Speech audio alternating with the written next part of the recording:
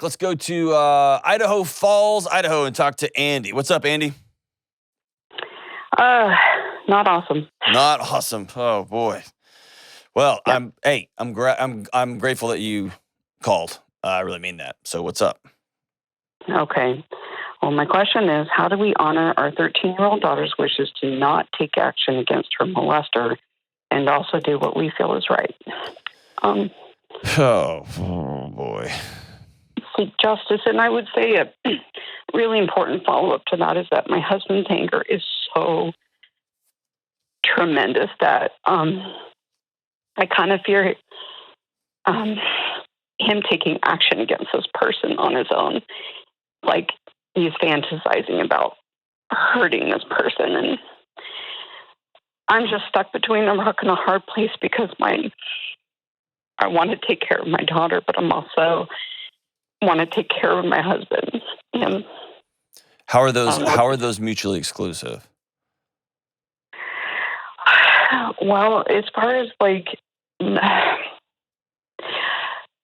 she knew that when she shared this with her counselor that it would be reported. And at the time there wasn't a name. And so I think she was controlling that, but in the details of what she did share, we figured out who it was. Mm-hmm. And having that information, we're now when the officer called us, they said, do you know who this person is? And the reality is, yeah, we do. We're not going to lie to the officer, right? That's wrong. But also we've promised our daughter we would honor her wishes and not do anything. So I feel like, yeah. Okay. So I'm going to give it to you straight as an arrow. Okay. Mm-hmm. I think I was talking to a buddy of mine who's a professor in a med school, teaches counseling classes, and her specialty is this. And I think it's 280. It's over 200 times someone molests a child before they're finally caught. 200 plus times. And so I'm going to give you the humanitarian answer is your 13-year-old does not get to drive this. You have to report it, full stop. I'm going to give you the federal law standard. You have to report it. Not reporting it as a crime. You're an adult. Okay? And you don't have to you do have to press charges and move forward. You got to get this devastating predator off the street. And right now it feels like the end of time for your 13-year-old. And what she needs is the stability that says, we love you, and we're going to walk alongside you. And this is the right thing right now. And so now you're playing a long game. You're playing a long game of healing. You're playing a long game of love and connection. You're playing a long game of here's how to handle anger and frustration and rage. And you're playing a long game for her relationship with you because you're going to look up, she's going to be 26, and the question's going to be, because there's going to be a trail of kids in this guy's wake. And the question will come back, how could you not have done anything? So this is a full stop, conversation's over. We're going after full tilt on this deal. Now, when it comes to your husband, you've actually put me in an awkward position now. Because if I know somebody's considering hurting somebody else, right, then I have to make that call. And so what I would tell you is, your husband, I simply don't buy. I don't. Because I've been raged out of my mind, and I still have a choice. Mm-hmm. And now it's to a point where it becomes premeditated. So what he's going to choose to do, if he chooses to do something stupid, like go beat this guy up or go shoot this guy or whatever, if he does something, he is intentionally choosing to make his daughter's life in more ash than it already is. Because he's choosing to, you know what? She's already lost her autonomy, and she's already been heavily traumatized. I'm going to take her dad away too. Right. And that's a foolish, childish choice. Right. We've had this conversation that, he's made a promise to me that he won't do anything, but he just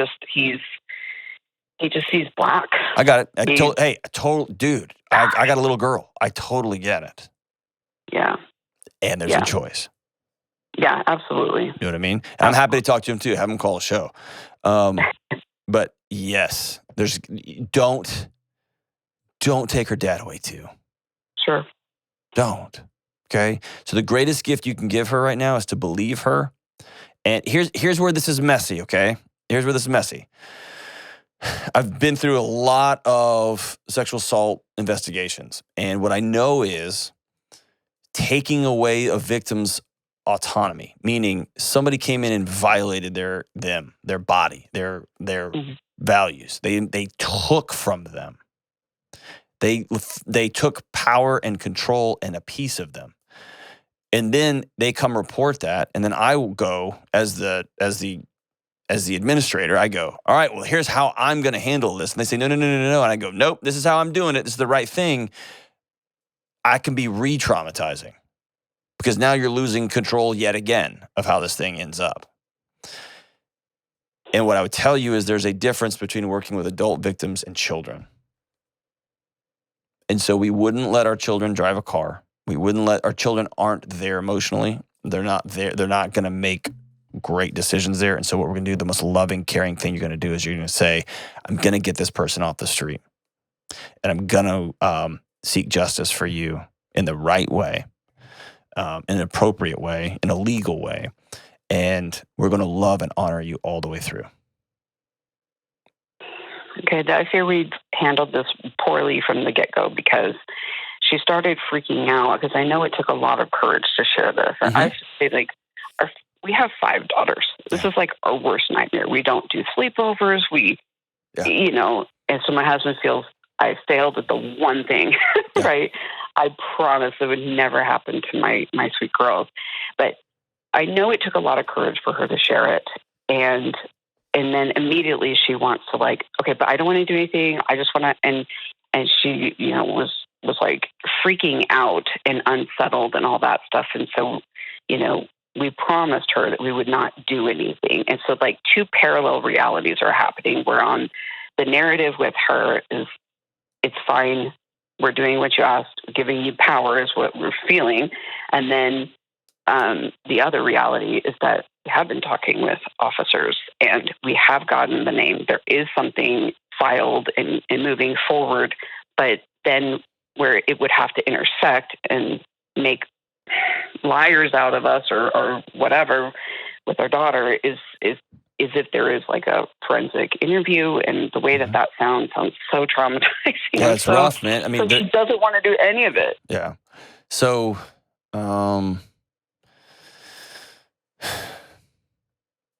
if I'm you in this situation, so let me back up a little bit. Your husband didn't fail, and you didn't fail, and your daughter didn't fail. You got preyed on. Okay. Then the first rattle out of the bag was scary and disaster. And we say things like, I won't say anything. Will you just tell me what's going on? I promise I won't tell. I need to know what's wrong with you. Are you okay? And they tell you something that you legally, morally have to tell. And now you find yourself in a pickle, right? So what I'm telling you is I'm giving you a pass on that first. I get that. Something's not right. Tell me, right? And now you find yourself in a mess. The single worst thing that can happen moving forward is your daughter loses trust in you, because then she's completely unanchored. She's already lost trust in humanity. She doesn't have those words yet, but she has. She's lost control. She's lost innocence, all those things. But she's got y'all. And so if I'm you, I'm calling a family meeting ASAP with her and you and your husband, and maybe 1 or 2 other people that she trusts, not her own age, but maybe another mentor or 2 that's a woman, or somebody that she trusts, maybe from church, maybe from school, whatever. Maybe you do this in the school counselor's office, whoever she feels comfortable with. And we're going to say, hey, by law, we have to go forward and say something. And so this isn't a matter of us not doing it. It's a matter of we're doing this and we're going to honor you at the same time, and expect an explosion, and expect and I hate you and you promised and you're lying to me and whatever. And the only response that's going to make any sense is I love you and I love you and I love you. Okay? The longer this gap goes, the more explosive it's going to be. The day the police show up at school and she's got to go to a forensic interview, a sane interview, and those are not pleasant at all. Well, it's probably way too late for a sane interview, but like for and that's when you go to the hospital and have an exam. But for a forensic interview, man, yeah, those are really, really tough, real tough. And they're describing it like it's really non-invasive, and they can get a lot of information from, like indirect questions and things like that. And hey, they're gifted. I don't know what to trust. They're I mean, they're not going to lie to you, but it's just tough. It's tough. Yeah. And if you're there, it's tough to hear those. Your daughter ask those questions. It's tough to ask anybody ask those questions, to think about that, right? Okay. My guess is this. Can I ask you a hard question? That's totally unrelated. Sure. If I'm only going to ask you, I'm just going to posit. I'm just going to put it out into the world.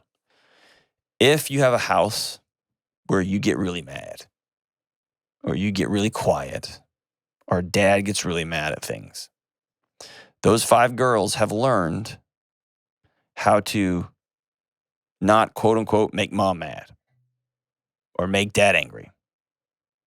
If you do that, dad's going to get so mad. Or if you say that, mom's going to, dude, put that away. Mom's going to, right?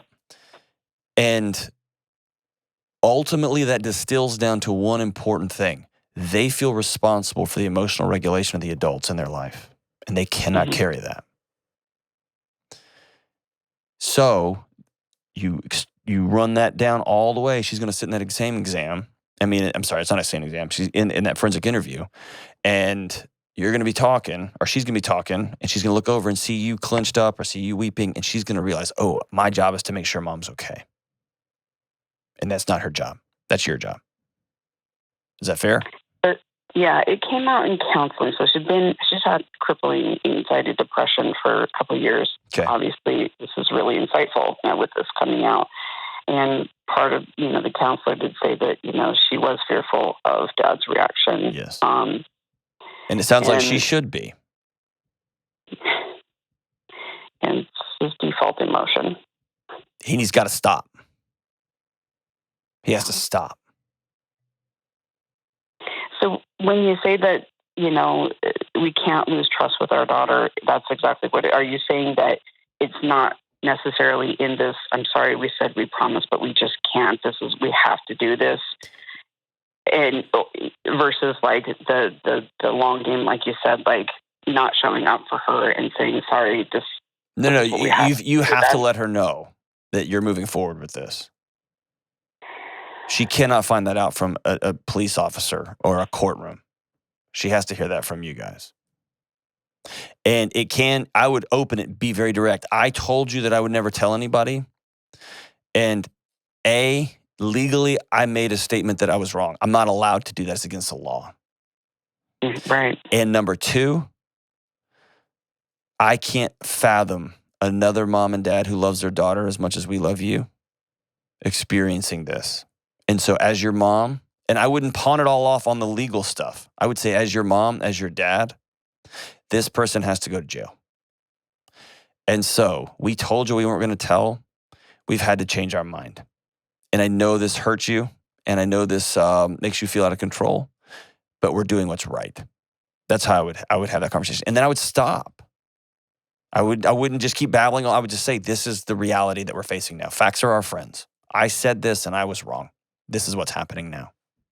And what she's going to feel is A, out of control, and B, because somebody else is driving now, finally. Okay. And dad's got to get his freaking rage under control, because she's going to drive those emotions further and further and further into a black hole. Because she's scared of what he's going to do. And he's got to stop acting like a toddler and act like a grown man And dude, I have a daughter. I'm getting raged out thinking about this, okay? It's not a matter of not being angry and not a matter of not being raged out. I'm saying you cannot grow young children in a house where they feel like there's a tiger that can go off at any moment and expect them to have any sort of downstream emotional regulation in their own life. They're going to marry guys like that.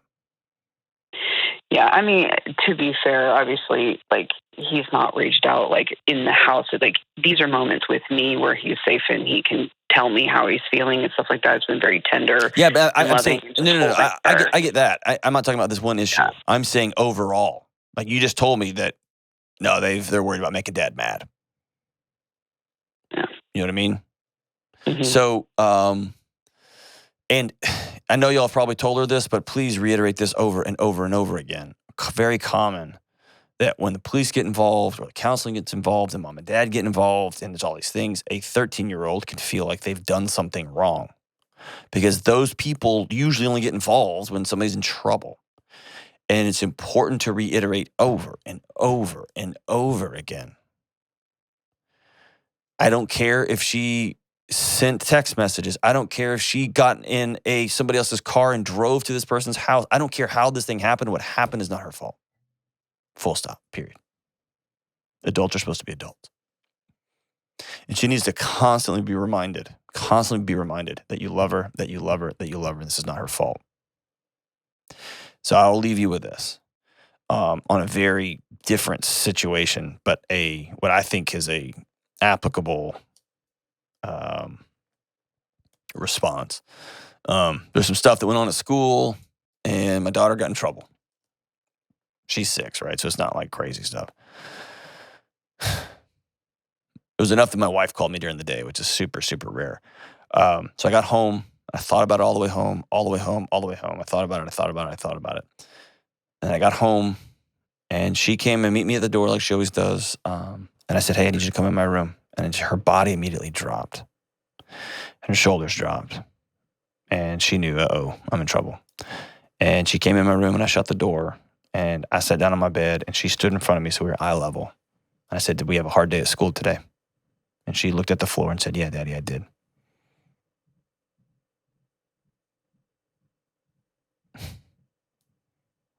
And I put her face in my hands. And I said, I need you to hear me say this.